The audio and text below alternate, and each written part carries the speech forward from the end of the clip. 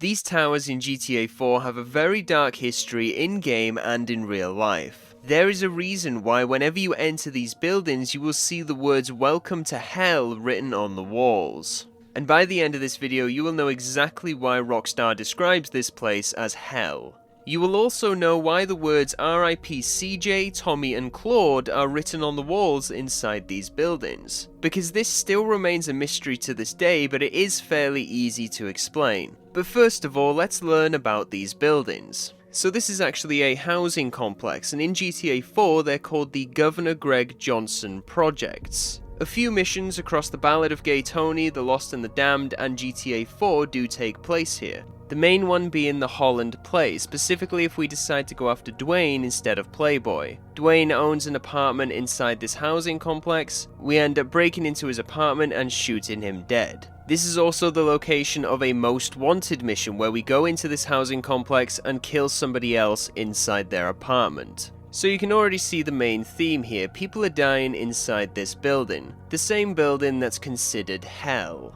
Now you can enter and wander about these buildings whenever you want in free roam.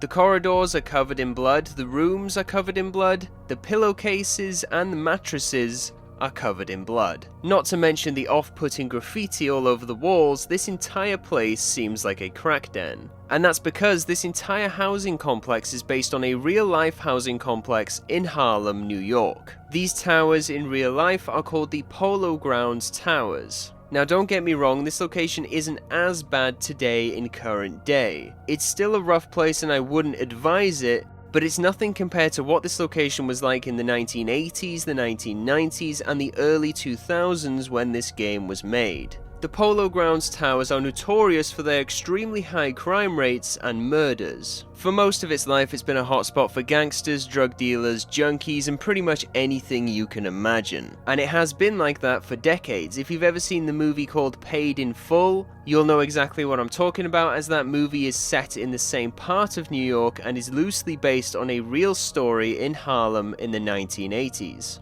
To summarize it for you, it's a lot of killing over drugs and people dying inside their apartments. Now, a quick fun fact for the people who are wondering why it's called the Polo Grounds Towers. Before these towers were built, there was actually a stadium in this location called the Polo Grounds. It was originally built for the sport polo, but ended up being primarily a baseball stadium, though other events like boxing and football games did occur here. Teams like the Giants, the Jets, and even the New York Yankees played at this stadium. Basically, it was once a huge part of New York City's history, until they eventually had a huge decline in income, and the stadium was demolished in 1964. The Polo Grounds Towers housing complex was then built here in 1968. Brief history lesson over. Now, I did say earlier that the Polo Grounds Towers is a lot better than it used to be, and that's true. Crime has decreased here ever since 2014, but people still die. In 2023, somebody was shot inside one of these towers. In 2024, there was a man stabbed and another resident shot, in two separate incidences only hours apart. But the most famous killing in this location was a triple murder in 1995. Now, trigger warning, but you should know that already if you've made it this far into the video. In 1995, a group of masked men went into this housing complex and killed 3 members of a family. To be specific, the 3 members killed were 2 adults and a child. The killers then robbed the apartment and allowed the other 3 children to live, but obviously they were left in a blood-soaked apartment. A dark and tragic event that really does explain how bad this location was. And everything I've just said to you is the reason why Rockstar consider this place as hell. Welcome to hell. But this isn't just because of the murders and the crime rate, it's also because of the conditions of the towers. The housing complex itself was actually dangerous. Between 2004 and 2008, which was while GTA 4 was in development, every single elevator inspection, 75 of them, failed. And in 2007, in this housing complex, 11 people were trapped in an elevator for 2 hours. Back then in New York, a lot of the elevators were not maintained, so a lot of them had problems. Which might even explain why we can't use the elevators in this building in GTA 4 free mode. Something else about elevators: during the mission A Long Way to Fall, the elevators are out of order in a different apartment complex. Shit, man. He's up on the top floor, apartment 151K.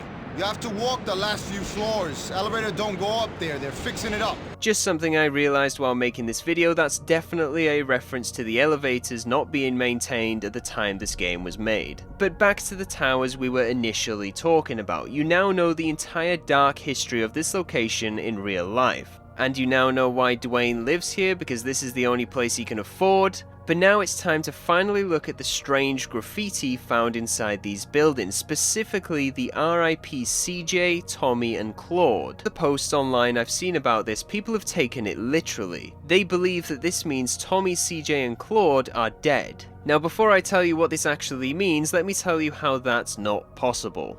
All three of these characters are protagonists from games that are in the 3D universe. The 3D universe is completely different to the HD universe. So everything we did in San Andreas, Vice City and GTA 3 is non-existent in the universe of GTA 4, 5 and 6. Rockstar can still leave references and Easter eggs, for example the things in Franklin's house, or having Claude as a father in GTA Online, but they are not canon to each other. So it doesn't make sense for 3D universe characters to have literally died in the HD universe. Now I know that seems like an obvious thing to say, but it seems like a lot of people online just don't understand that. Now let me tell you what this graffiti actually means. It's a fairly simple message left in the game from Rockstar. They're telling us that the time of the 3D universe is over. That we're now in the HD universe and we're not going back. Think about it for a minute. GTA 4 is the first ever GTA game set in the HD universe. This was a huge step forward for Rockstar, but don't get me wrong, the 3D games are still amazing. But GTA 5 was never going to be in the 3D universe, GTA 6 was never going to be in the 3D universe, and GTA 7 will never be in the 3D universe. We're not going back, and that's exactly what these messages mean on the walls. Tommy, CJ and Claude are not dead, but their time is over.